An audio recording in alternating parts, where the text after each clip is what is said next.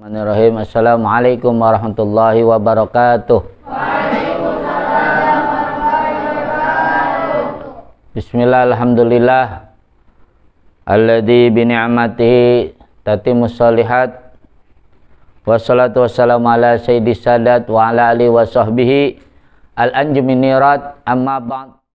Apa kabar pecinta dan pemirsa Istana Ilmu Sabir Rahim di mana saja berada? Semoga saudara-saudariku sekalian beserta keluarga selalu dianugerahkan oleh Allah Subhanahu wa taala nikmat sehat wal afiat, panjang umur serta rezeki yang berlimpah lagi berkah. Amin ya rabbal alamin. Pada episode kali ini saya akan melanjutkan kajian kitab Safinah, yakni tentang peribadatan ya, yaitu fikih mazhab Syafi'i. Sebelumnya kita hadirul suratul Fatihah. Buat pengarang kitab dan syarahnya juga ulama amilin salafus sholihin.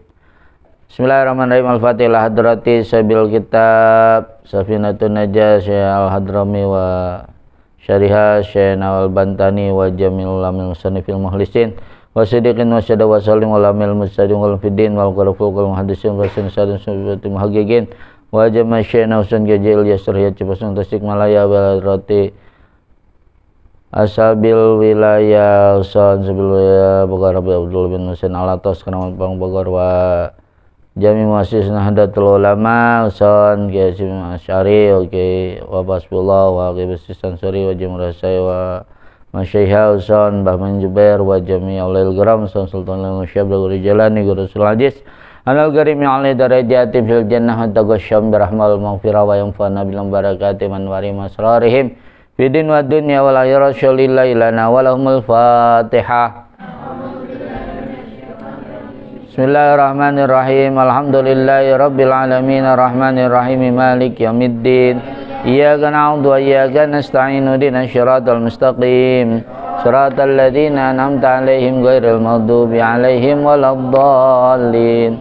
Amin. Bismillahirrahmanirrahim. Kali ini kajian kita tentang syarat-syarat berwudu ya. Bismillahirrahmanirrahim. Faslun. Bermula ini itu satu pasal.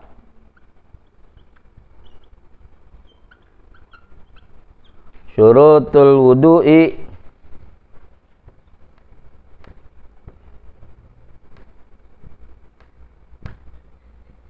bermula syarat-syaratnya wudu.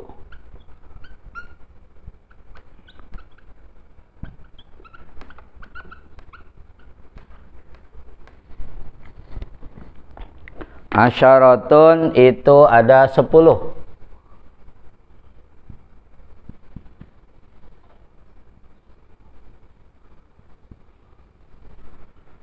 Al-Islamu pertama Islam.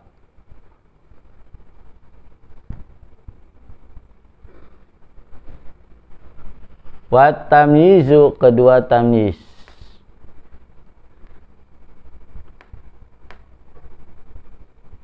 Ya. Oke, kita terangkan dulu ya.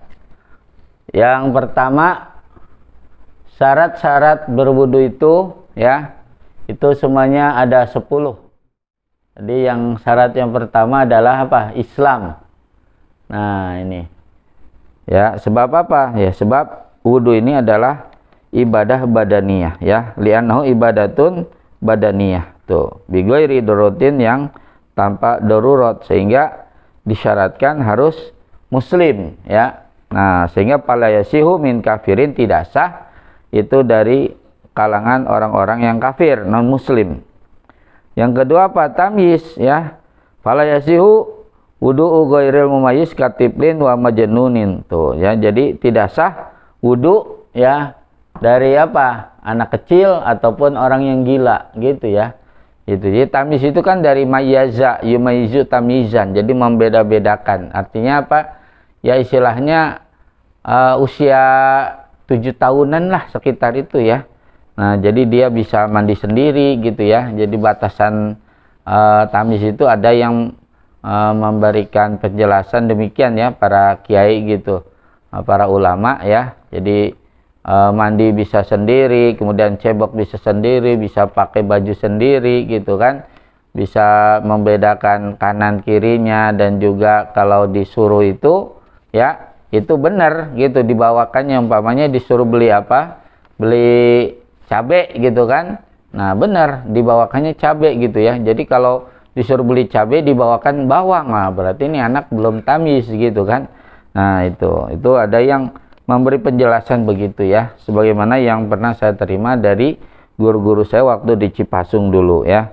Kemudian wasalisu ya, dan yang ketiga adalah waniqa'u dan suci.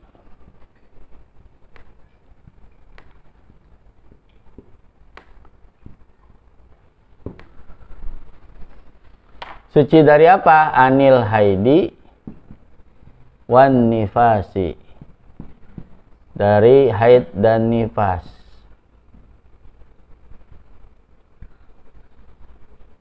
Tuh, jadi harus apa? Bersih dari haid dan nifas ya. Gitu. Ya, maka kalau wanita yang haid nifas ya, dia mau berwudu silakan, tapi tidak sah gitu ya. Nah, itu. Jadi dia itu apa? Ya benar-benar untuk orang yang ingin menjalankan ibadah ya, seperti sholat ya, baca Quran sebagainya. Sedangkan kan kalau orang yang haid dan nifas kan itu tidak boleh sholat, tidak boleh baca Quran ya, dan lain-lain. Nanti ada pasalnya sendiri ya. Nah itu, jadi syaratnya yang ketiga adalah waniqa'u anil haidi wan nifasi, jadi suci dari haid dan nifas ya. Nah kemudian yang keempatnya ya, nah warabi'u ya, aniqa'u amma yamna'u usulal ma'i ilal basyarati ya. Jadi bersih ya. Nah jadi masih diatapkan ke waniqa'u ya. Wa ma yamna'u usulal ma'i ilal basyarati. Nah gitu. Dan yang keempat, suci atau bersih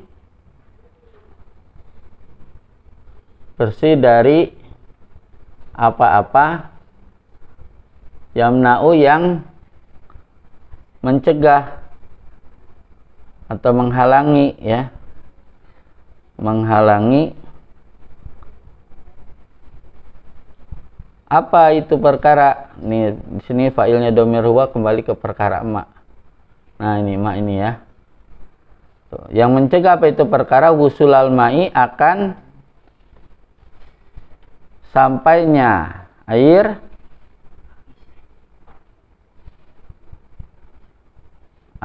ilal basyarati, kepada kulit. Nah itu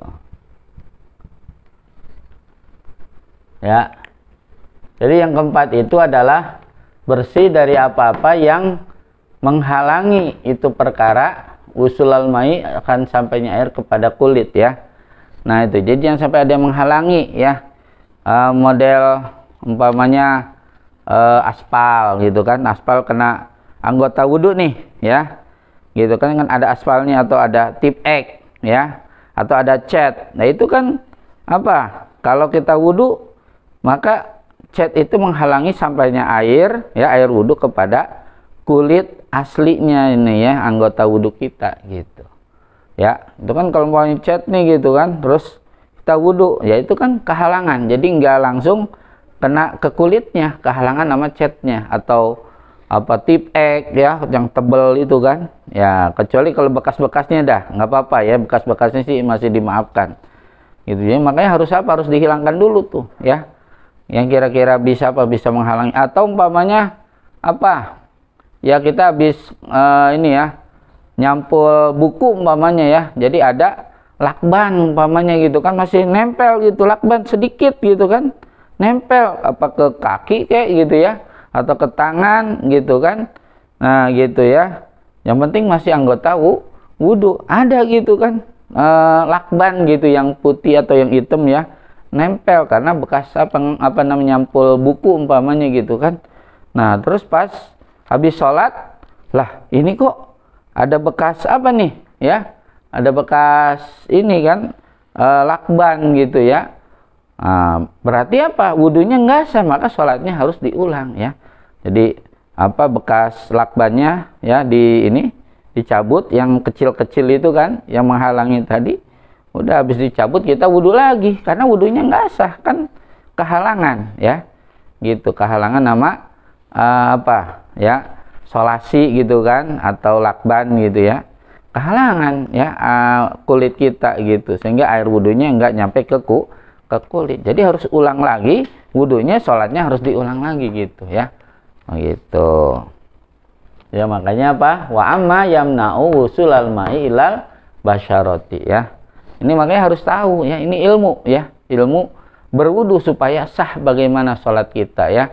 Nah, wudunya juga harus dimulai dari wudu. Kalau wudunya nggak sah berarti sholatnya juga nggak sah ya. Makanya harus diulang lagi tuh sholatnya ya.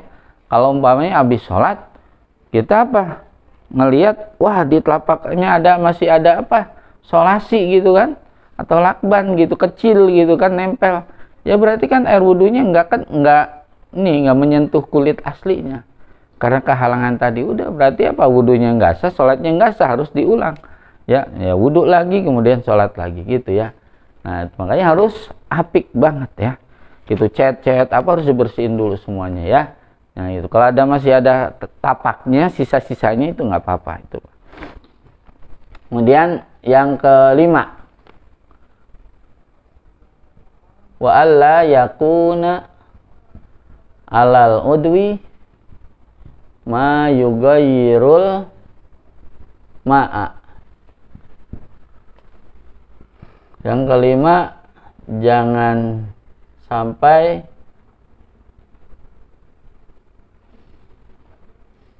ada alal udwi atas anggota wudu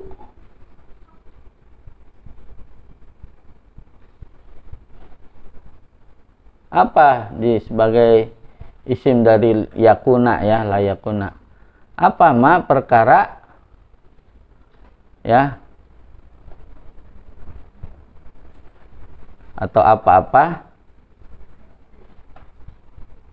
yugayiru yang tuh pakai anu, yang apa, merubah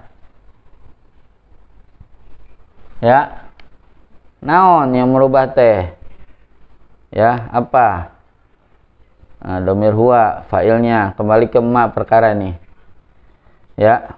Yang merubah apa itu perkara, al-ma'a kepada air ya, kepada air tuh maf'ul bihnya ya.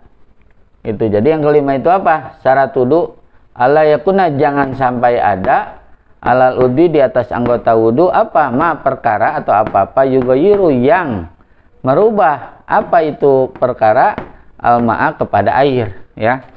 Gitu. Jadi jangan sampai di anggota wudu kita ini ada sesuatu yang bisa merubah kepada air ya. Nah itu contohnya apa, minyak wangi umpamanya ya, minyak wangi itu. Jadi kalau ada minyak wangi itu apa, Ja'faron, kayak Ja'faron atau macam-macam inilah nama minyak wangi gitu kan. Nah itu jadi jangan sampai apa, merubah si air wudhu itu ya, jangan sampai berubah maksudnya ya. Jadi jangan sampai ada di anggota wudhu kita ini sesuatu yang bisa merubah air ya, ya apa, minyak gitu kan, minyak wangi ya maksudnya ya. Nah itu kan, jadi kalau umpamanya air wudhu kena minyak wangi, air wudhu ini jadi wangi tuh. Jadi itu namanya apa, wudhunya jadi kagak sah ya. Jadi harus dihilangin dulu ya. Nah harus dihilangin dulu. Dan ya gitu juga darah gitu kan, ada darah gitu kan. Nah kan kalau kena air wudhu ya nanti air wudhunya berubah jadi merah darah kan gitu ya. Gitu, jadi jangan sampai ada yang bisa merubah ya. Atau juga kotoran gitu ya. Nah, itu jadi kotoran kena air wudhu, maka air wudhunya jadi berubah karena ada kotoran ya, apa kotoran hewan gitu ya, atau kotoran manusia apa gitu kan. Jadi harus dibersihin dulu ya. Nah, itu.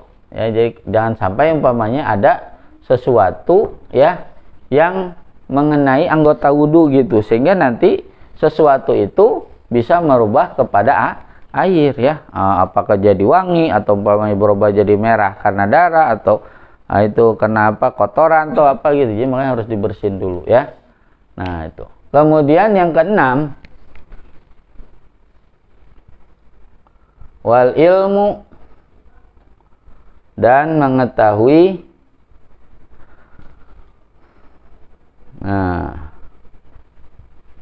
bifardiyatihi ya, terhadap keparduan wudhu ya. Keparduan itu wudhu. Nah, dirujuk ke sini ke wudhu ya.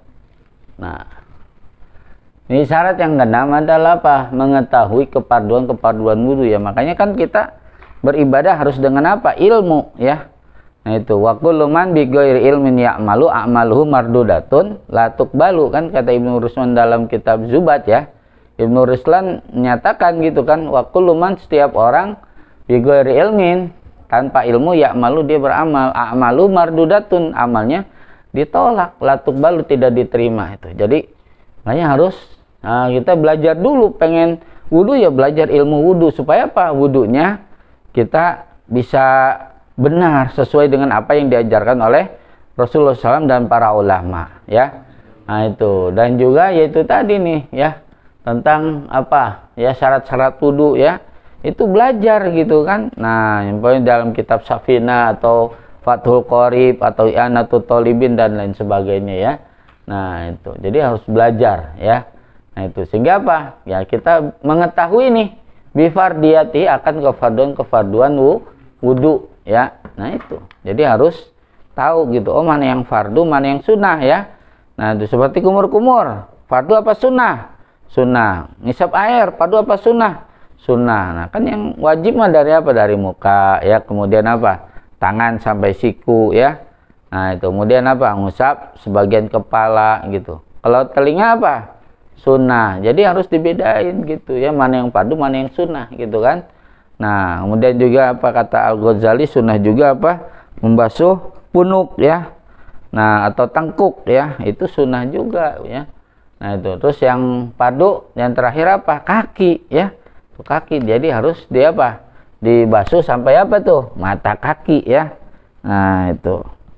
Ya, jadi harus tahu mana yang fardu, mana yang sunnah gitu. Kemudian yang ketujuh.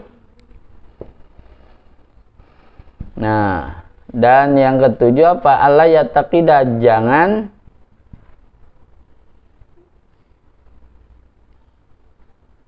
apa? Wa alla yataqida, jangan mengitikadkan, meyakini siapa? Huwa, si man gitu kan. Failnya si man, orang yang wudhu ya. Jangan meyakini siapa. Nah, dia ya yang wudhu ya. Nah, itu dia. Pardon akan satu fardu, akan satu keparduan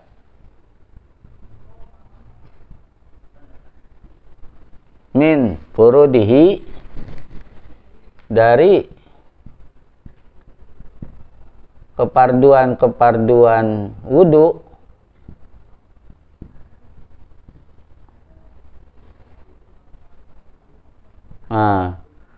dari keparduan wudhu sunnatan,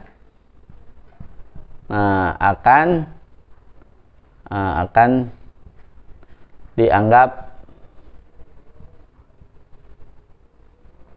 sunnah ya. Itu. Jadi jangan sampai apa? Yang fardu dianggap sunnah ya. Jadi yang fardu gitu, yang sunnah gitu. Jadi jangan apa? Jangan dicampurkan gitu ya. Artinya apa? ya harus bisa membedakan gitu. Jadi kalau umpamanya nih ya lagi tergesa-gesa gitu kan, atau airnya lagi sedikit gitu kan, nggak cukup nih dengan yang sunnah-sunnah gitu kan. Akhirnya kan air yang sedikit itu hanya digunakan nanti buat membasuh yang wajib-wajibnya saja, yang rukun-rukunnya saja. Itu gunanya seperti itu ya kan. Kadang-kadang umpamanya kita di perjalanan terus apa nggak ada air ada juga cuma 1 gelas gitu kan. Wah, kalau buat dengan yang sunnah nih kayaknya nggak cukup. Nah, itulah makanya gunanya kita mempelajari fardu-fardunya itu ya supaya nanti kita wudhunya dengan air yang sedikit itu ya hanya membasuh yang wajib-wajibnya saja, yang fardunya ya, yaitu muka, tangan, ya kepala dan kaki gitu kan. Nah, begitu. Kemudian yang ke-8, wal ma'ut tahuru. Ya.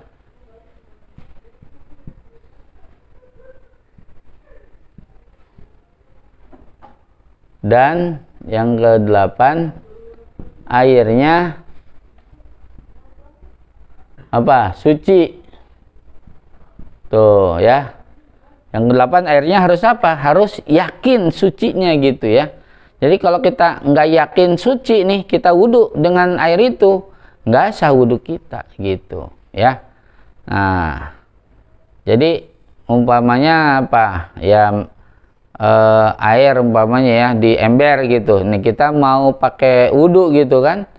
Nah itu kemudian apa? Kita lihat umpamanya ada apa nih ya? Ada bangkai semut umpamanya gitu ya. Nah itu berarti kan air yang kurang dari 2 kulah yang seember itu airnya menjadi air mutanajis yang suci kenajisan ya. Tidak sah untuk dipakai apa? Tidak sah untuk dipakai wudhu ya. Gitu juga untuk mandi junub dan sebagainya gitu ya. Nah dalam ini wudhu ya. Nah itu jadi harus yakin dulu gitu ya. Nah kalau mau wah nggak ada bangkai semut, nggak ada apa-apa gitu kan. Nah jadi air yang di embernya tertutup pula gitu, aman deh tuh ya. Berarti kita udah yakin nih suci, udah wudhu dari situ ya. Nah itu ya, jadi wudhunya ya bisa apa namanya, kita basuh dulu kedua tangan kita nih ya, supaya bersih dulu ya, itu diguyur dulu gitu kan. Nah jadi setelah apa, setelah dibasuh dulu, disucikan dari najis-najis, baru kita boleh meniatkan tangan kita ini sebagai gayung gitu kan, gitu ya. Jadi ketika kita masukin tangan ke air yang di ember itu ya, jadi tidak apa-apa karena diniatkan tangannya sebagai gayung gitu loh ya. Nah itu jadi ini jadi harus apa, harus ya paham banget ya sama ilmu agama gitu ya, harus belajar gitu ya. Nah itu jadi makanya apa ya, kita selagi masih ada umur ya harus belajar gitu ya. Oke, yang ke berapa? 9. Waduhulul wakti ya, masuk waktu.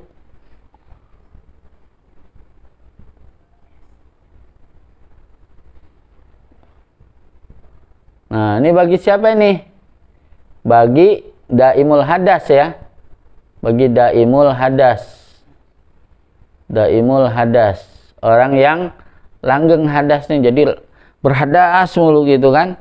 Ini biasanya ya untuk yang udah usia tua ya, nenek-nenek, jadi udah jebol gitu, klepnya itu udah jebol. Jadi apa ya, istilahnya sebentar-bentar beser lagi gitu kan, sehingga apa, dia umpamanya pakai apa, sekarang kan sudah ada apa namanya pampers ya gitu ya. Itu jadi yang daimul hadas, yang selalu apa, beser gitu kan, kencing lagi gitu ya, karena klepnya udah jebol ya, karena udah usia tua gitu kan, faktor usia. Nah itu dia udah aja pakai apa namanya, pakai pampers itu ya. Kemudian kalau dia wudhu ya harus pas masuk waktu gitu ya, begitu.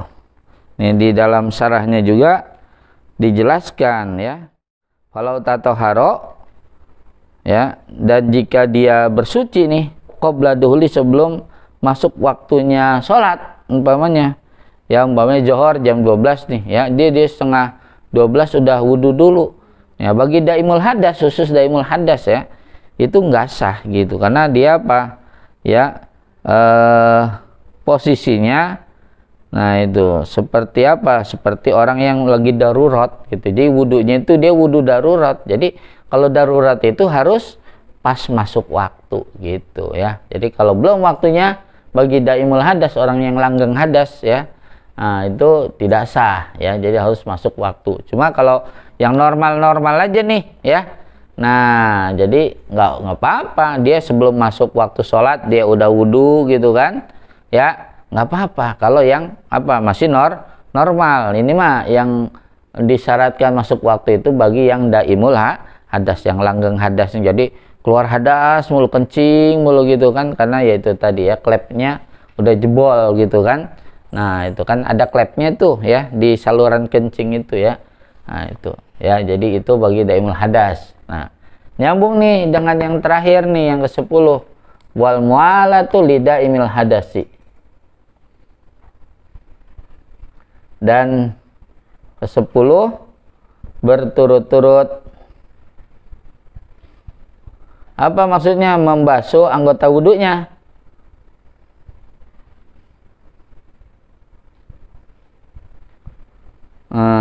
Wudhunya bagi siapa? Lidaimil hadasi ya, bagi orang yang apa itu ya, selalu berhadas ya. Daimul hadas itu selalu berhadas gitu ya, yang beser itu kan, terus saja keluar air kencingnya gitu kan. Nah itu, jadi dia nanti ketika wudhu itu jadi harus mualah gitu, nggak boleh separuh-separuh dulu gitu ya.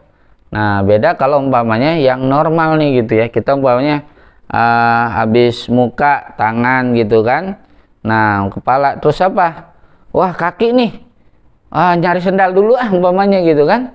Tuh, jadi setelah udah ketemu sendalnya baru dia membasuh kaki, itu kan nggak berturut-turut ya, itu nggak apa-apa bagi yang normal. Cuma bagi daimul hadas ya, itu syaratnya harus berturut-turut, nggak boleh terpisah gitu loh dengan kegiatan apapun gitu ya. Nah ini bagi apa ini? Bagi daimul hadas yang selalu berhadas itu ya. Nah itu yang selalu beser. Nah tapi yang normal sih nggak apa-apa ya, seperti tadi umpamanya ya. Nah tinggal kakinya yang belum dibasuh gitu kan, wah iya nggak ada sendal ya, nggak pakai sendal, cari dulu sendal, cari dulu kan umpamanya ya, dapat 2 menit, wah ketemu sendal, baru dia membasuh kaki, kan itu tidak berturut-turut. Boleh bagi yang normal gitu ya, cuma bagi yang daimul hadas dia disyaratkan harus mualah ya, berturut-turut, yang nggak boleh terpisah dengan kegiatan-kegiatan yang lain ya. Mudah-mudahan ada manfaatnya. Hadanallahu ajmain wal muwaffiq ila aqwamit thoriq. Wassalamualaikum warahmatullahi wabarakatuh. Waalaikumsalam.